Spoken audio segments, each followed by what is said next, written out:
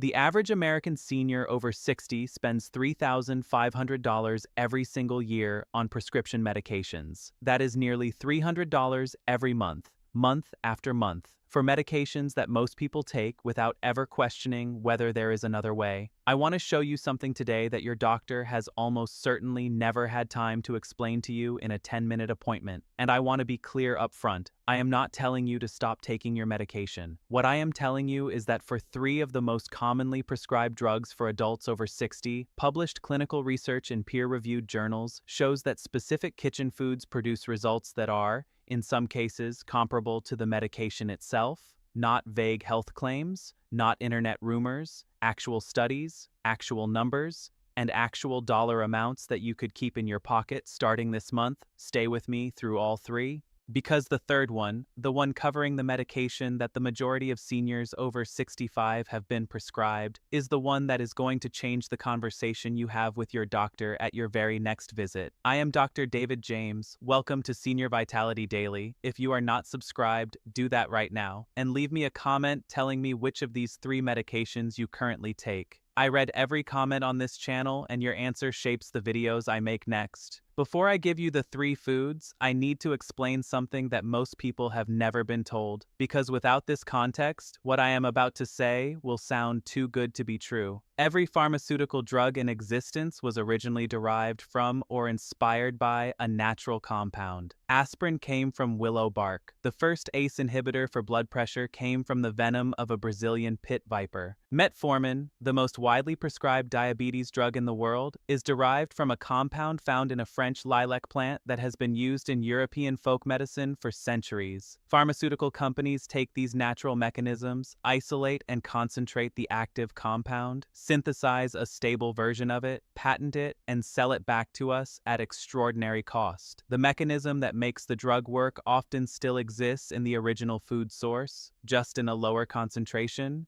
delivered more slowly, and without the side effect profile that comes from a concentrated synthetic dose. This is not conspiracy thinking, this is basic pharmacology. And it is the reason that when researchers study whole foods rather than isolated compounds, they consistently find clinical effects on blood pressure, blood sugar, and cholesterol that rival low to moderate doses of the equivalent medication. The question for each of the 3 medications I am about to cover is not whether the food effect is real. The research says it is. The question is whether it is sufficient for your specific situation. And that is a conversation only you and your doctor can have together with the research in front of you. That is exactly what I am going to equip you to do today. The first medication is blood pressure medication. ACE inhibitors, beta blockers, calcium channel blockers, the class of drugs most commonly prescribed when a doctor looks at a patient's blood pressure and decides it needs to come down. The average monthly cost of a blood pressure prescription in the United States ranges from $50 to $200 depending on the drug, the dose, and the insurance coverage. That is $600 to $2,400 per year for one medication. The kitchen food, hibiscus tea. Not the bottled hibiscus juice you find at a supermarket, not a hibiscus-flavored drink.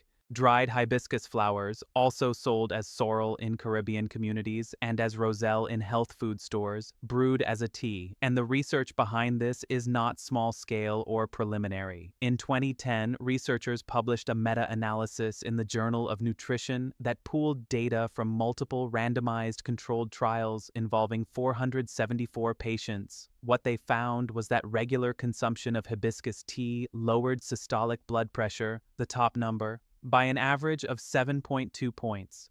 To put that in context, the most commonly prescribed first-line blood pressure medication, a low-dose ACE inhibitor, typically lowers systolic blood pressure by 8 to 10 points at standard doses. The difference between those 2 numbers is clinically meaningful, but not enormous. And for adults with mildly or moderately elevated blood pressure who have not yet reached the threshold where medication is absolutely necessary, that 7.2-point reduction from hibiscus tea may be enough to keep them below the intervention threshold entirely. The mechanism is specific. Hibiscus contains anthocyanins, the same pigment compounds responsible for its deep red color that inhibit angiotensin-converting enzyme. ACE inhibitors, as their name tells you, work through exactly this mechanism. Hibiscus is a natural ACE inhibitor. The pharmaceutical industry took this mechanism, refined it, and patented it. The plant does it for free. How to prepare it correctly? Take 1 to 2 teaspoons of dried hibiscus flowers and steep them in 250 milliliters of hot water for 5 to 10 minutes. Drink 2 to 3 cups daily. Consistency is the key. The effect builds over 4 to 6 weeks of daily use, not overnight.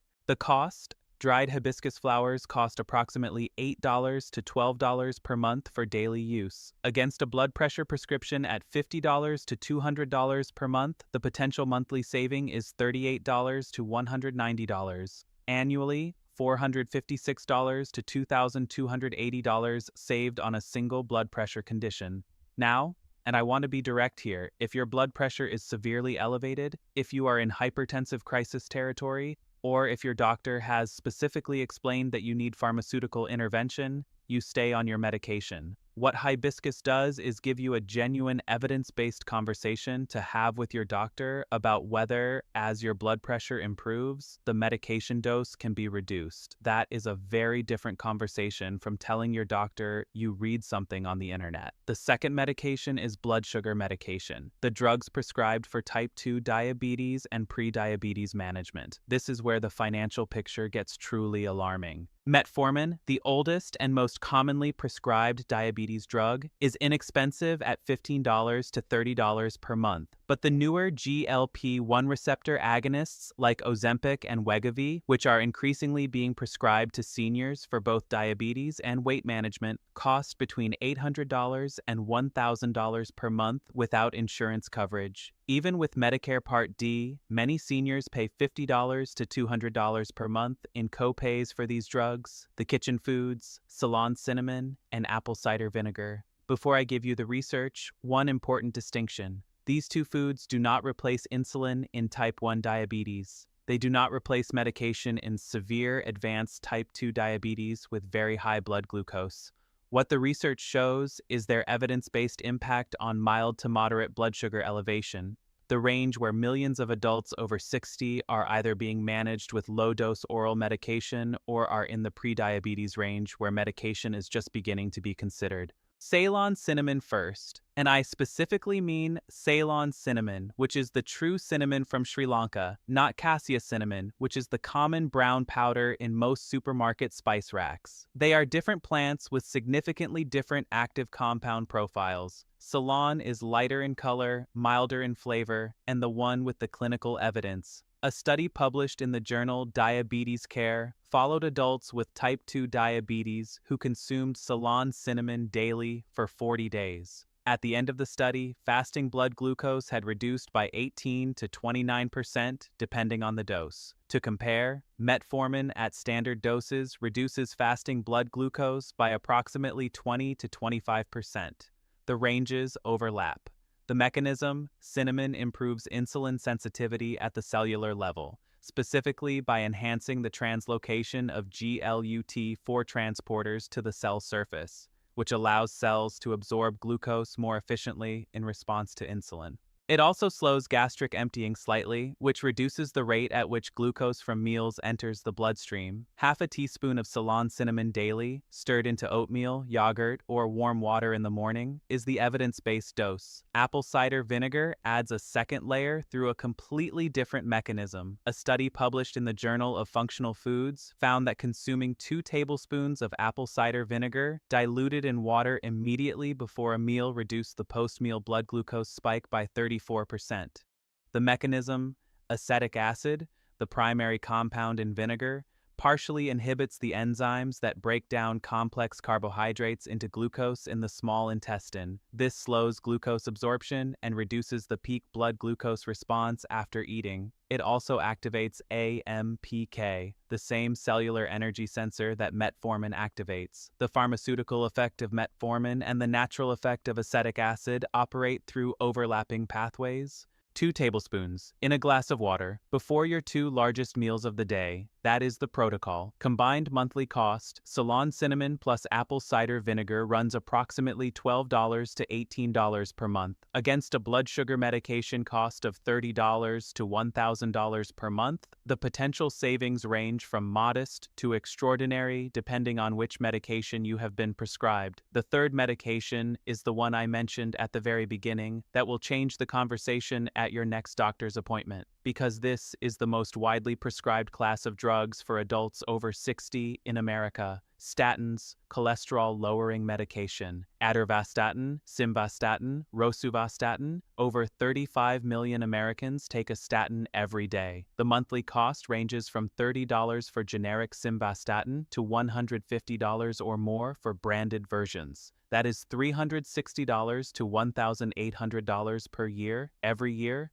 potentially for the rest of your life. The kitchen foods, oats and walnuts. And I want to be precise here because the research is specific and the mechanism is elegant. Oats contain a soluble fiber called beta-glucan. When beta-glucan reaches the small intestine, it forms a thick, gel-like substance that binds to bile acids and prevents them from being reabsorbed. Your liver uses cholesterol to manufacture bile acids. When bile acids are flushed out rather than recycled, your liver has to pull LDL cholesterol from the bloodstream to make more bile, directly lowering the circulating LDL level. A meta-analysis published in the American Journal of Clinical Nutrition reviewed multiple controlled trials and found that consuming 3 grams of beta-glucan per day, the amount in approximately 1.5 cups of cooked oats, reduced LDL cholesterol by an average of 0.25 millimoles per liter, or approximately 10 milligrams per deciliter. That is a clinically significant reduction. Major cardiovascular guidelines recognize a 10 milligrams per deciliter reduction in LDL as meaningful in terms of long-term cardiovascular risk. Now add walnuts. A landmark study published in the New England Journal of Medicine, the most prestigious medical journal in the world, followed over 7,000 adults in a Mediterranean diet trial and found that those consuming a daily portion of walnuts as part of their regular diet reduced their LDL cholesterol by an average of 9.2% compared to the control group. The mechanism for walnuts is different from oats and therefore additive. Walnuts contain alpha-linolenic acid, an omega-3 fatty acid, and plant sterols. Plant sterols compete with cholesterol for absorption in the intestinal wall, directly reducing the amount of dietary cholesterol that enters the bloodstream. This is the same mechanism as ezetimibe, a cholesterol drug prescribed in addition to statins for patients who cannot achieve their targets on statins alone. 1.5 cups of cooked oats every morning, a 30-gram handful of raw, unsalted walnuts every afternoon. Those 2 foods, eaten consistently, produce LDL reductions that begin to be measurable within 4 to 6 weeks. Combined monthly cost: oats and walnuts together cost approximately $20 to $30 per month, against a statin prescription at $30 to $150 per month. The direct cost saving depends on your specific prescription, but the conversation with your doctor now has evidence behind it. I want to add one important nuance specifically about statins. For adults who have already had a heart attack or stroke, statins provide benefits beyond just cholesterol lowering. They have anti-inflammatory effects on arterial plaque that are independent of LDL reduction. In these high-risk patients, the evidence for statins is strong, and the food substitution conversation is more complex. For adults who are on statins purely for elevated cholesterol without a prior cardiovascular event, which describes the majority of first-time statin prescriptions in adults over 60, the oats and walnut combination gives you a legitimate, research-backed tool to bring to your doctor. Let me put the complete financial picture together for you. If you are currently on all 3, a blood pressure medication, a blood sugar medication, and a statin, your monthly medication spend could range from $95 at the low end to well over $1,000 if you are on a GLP-1 drug for blood sugar. The monthly cost of replacing or supplementing those medications with these 3 food protocols: hibiscus tea, $10, Ceylon cinnamon and ACV, $15, oats and walnuts, $25, total $50 per month. Now compare that to the conservative estimate of $300 per month for all three medications. That is a potential saving of $250 per month if these food protocols allow you, in consultation with your doctor, to reduce or eliminate one or more prescriptions. Over 1 year, that is $3,000. Over 5 years, at a modest medication cost estimate, that is $15,000, staying in your pocket rather than at the pharmacy counter. I want you to hear that number clearly. $15,000 from hibiscus tea, Ceylon cinnamon, vinegar, oats, and walnuts. Here is the exact conversation to have at your next doctor's appointment. Write this down. I have been reading about the clinical research on hibiscus tea and blood pressure, Ceylon cinnamon and blood sugar, and the beta-glucan and walnut evidence on cholesterol. I want to start incorporating these into my daily routine and monitor whether my numbers respond. Can we set a 90-day check-in where we look at my readings and discuss whether there is any scope to adjust my medication? That is it. That conversation, with the research behind it, is how this changes from information you watched in a video to a genuine clinical discussion that could change your medication picture. Most doctors will respect this. A doctor who engages seriously with their patient's self-education is exactly the kind of doctor you want managing your health. If your doctor dismisses this without engaging with the research, ask them to explain why the Journal of Nutrition, Diabetes Care, the New England Journal of Medicine, and the American Journal of Clinical Nutrition are wrong. That is not a confrontation, it is a dialogue, and you are entitled to it. The reason this information is not proactively offered to you is not malicious. A 10-minute appointment covering diabetes management, blood pressure review, repeat prescriptions, and a dozen other concerns cannot also cover nutritional pharmacology. That is simply a structural limitation of modern primary care. This video exists to fill that gap. Do me a favor, share this with one person over 60 who you know is paying for medications every month and has never heard this information. That is the only ask I have. The information is free. The foods cost $50 a month. The potential savings are thousands of dollars per year. And that is before we count what your health is worth. Subscribe to Senior Vitality Daily. Leave your comment below telling me which of the 3 medications applies to you, and I will see you in the next video.